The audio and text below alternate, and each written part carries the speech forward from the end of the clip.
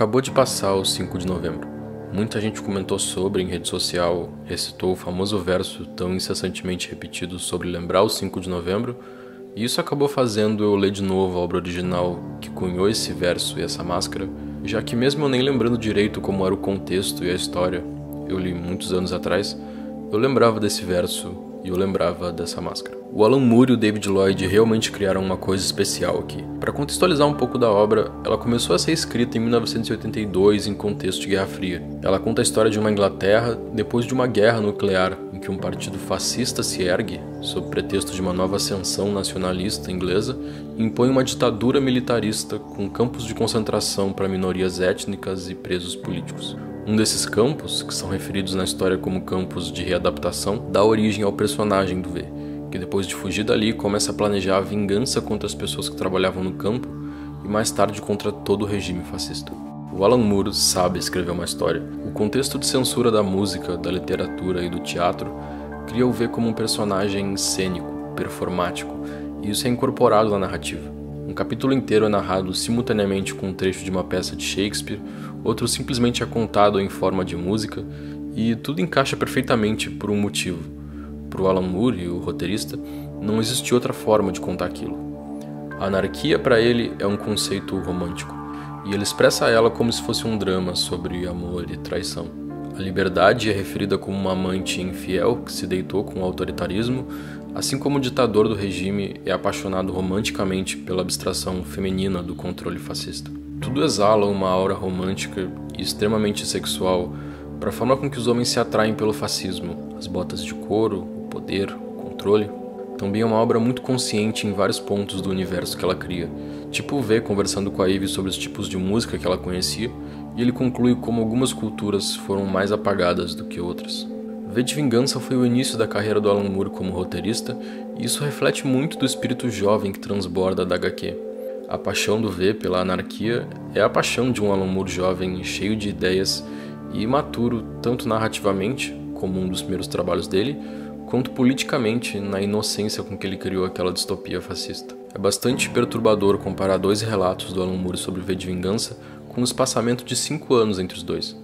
No primeiro, logo depois do lançamento da obra, ele conta como estava tentando dar forma ao mundo futurista de 1990. Ele partia do princípio óbvio de que os conservadores perderiam as eleições de 1983 e a partir daí ele imaginou um futuro em que o Partido Trabalhista chega no poder e remove os mísseis do solo britânico, impedindo que a Inglaterra virasse um alvo importante no caso de uma guerra nuclear.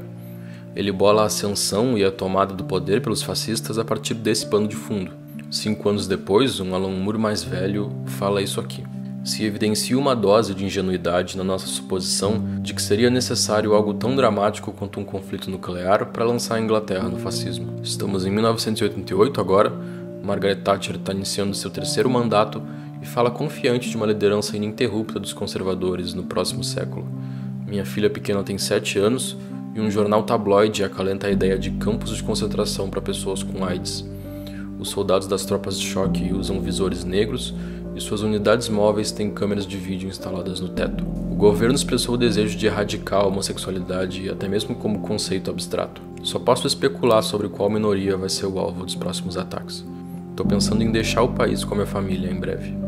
O que o Alan Moore não sabia é como essa obra jovem, inocente e até bem característica dos anos 80, por expressar o medo de guerra nuclear, acabaria 30 anos depois virando um dos símbolos de ativismo político mais fortes do século, sendo usado nos protestos globais do Occupy em 2013, protestos reivindicando direitos trabalhistas, representatividade no governo e até sendo apropriada em contextos que deformam totalmente o que ela representa na obra, como é o caso da história dela aqui no Brasil, que praticamente começou nos protestos de 2013 pelo aumento da passagem, que mais tarde culminariam no impeachment da Dilma. Tem algo de muito curioso no processo que possibilitou com que essa máscara, inicialmente um símbolo de subversão política, anarquia e resistência ao fascismo, se tornasse um produto do cinema de Hollywood e mais tarde um símbolo vago de significado e apropriado nos mais diversos contextos políticos. Na concepção do teórico político John Zagnoli, a subversão cria uma reflexão crítica sobre formas de opressão social e começa um esforço político emancipatório de mudar e combater essas opressões. Uma coisa subversiva enfrenta as estruturas de poder que legitimam algum tipo de opressão. E claro que soa contraditório a reprodução em massa de algo subversivo através de um blockbuster de cinema de Hollywood. A adaptação do V para filme é muito mais inofensiva em comparação com o quadrinho, e toma várias decisões para facilitar a digestão e, nesse caso, o consumo da subversão. Uma dessas decisões é ser muito mais vago politicamente em alguns contextos. O filme não faz questão de abordar o caráter racial da distopia, fazendo no máximo uma sugestão vaga de que a questão da raça existe ali. Ao mesmo tempo, enquanto o quadrinho tenta se aproximar ao máximo de uma realidade palpável para a Inglaterra num futuro próximo, o filme meio que cria o inimigo no ditador fascista bidimensional que tem um nome quase igual ao de Hitler. O próprio Alan Moore percebeu 5 anos depois de publicar HQ como o fascismo naquele momento se propagava de outras formas bem mais sutis, mas a adaptação simplesmente regride nesse sentido, só se aproveitando do óbvio repúdio das pessoas ao nazismo para criar ali a subversão política dele. Apesar de ser vago para tratar assuntos que deviam estar ali, como raça, o filme é bem mais específico para lidar com outros assuntos que não são explicados na HQ. O filme começa contando a história do Guy Fawkes, especificando exatamente de quem é o rosto da máscara e já dizendo também como o público deve se sentir em relação a ela. Obviamente isso não rola no quadrinho, e já desenha no filme exatamente o que deve ser a máscara do Guy Fawkes. Uma ideia abstrata e universal de revolta política, que exatamente por ser tão geral, também soa tão inofensiva e é tão apropriada e direcionada para qualquer lado. O fato de a iconografia girar em volta de uma máscara também auxilia muito. Tem muito poder na forma com que a máscara esconde uma coisa, mas mostra outra, brincando com ideias definitivas como vida e morte, presença e ausência. O caráter individual do homem embaixo da máscara desaparece para surgir aquele símbolo, e isso tem muita força. Beneath this mask there is an idea, Mr. Creedy. And ideas are bulletproof. A ausência de expressões faciais eleva o personagem para o reino de uma ideia ou conceito abstrato. E sendo essa ideia, como a gente comentou, extremamente vaga, a máscara também convida a pessoa que assiste a projetar as próprias emoções e as próprias ideias ali.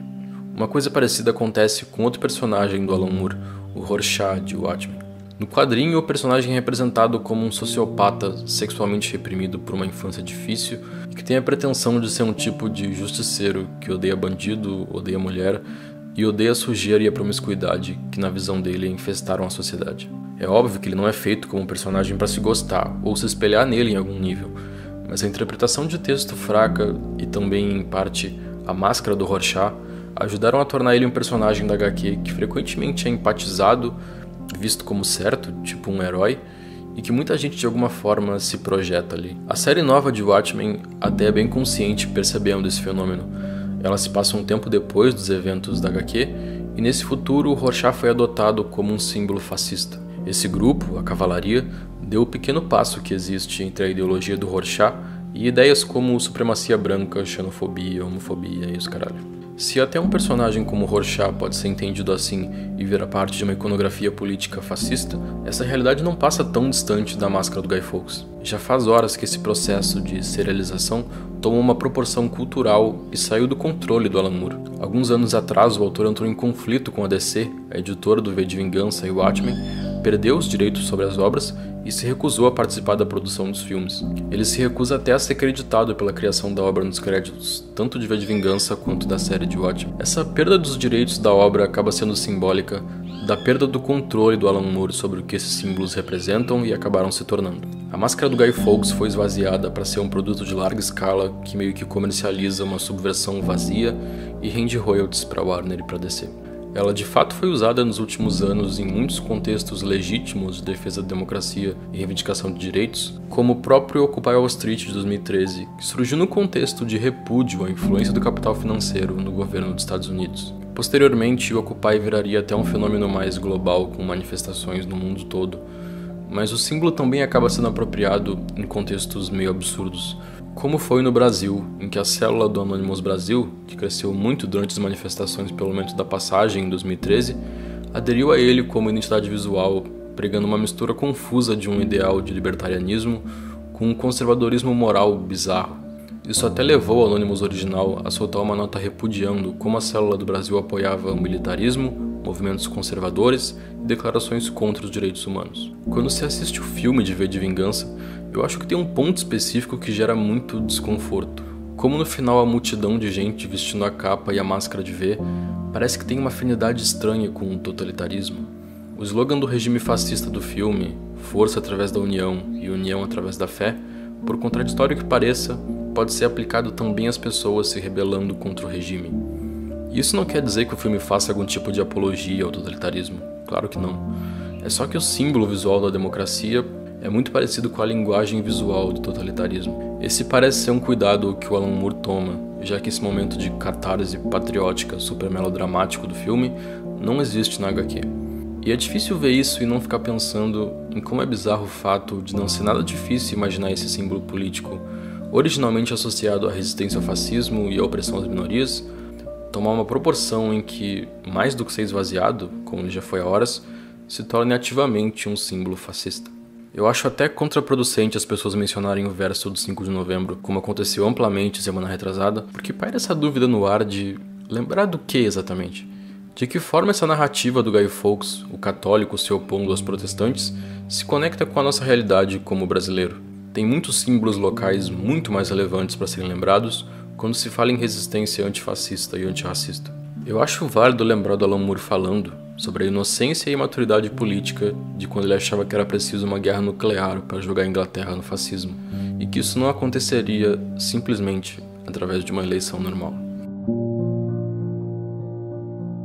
Meu nome é Otávio, o vídeo de hoje fica por aqui. O quadrinho do V é ótimo, eu vou deixar o link na descrição caso alguém se interesse, e comprar por esses links ajuda a gente a manter o canal.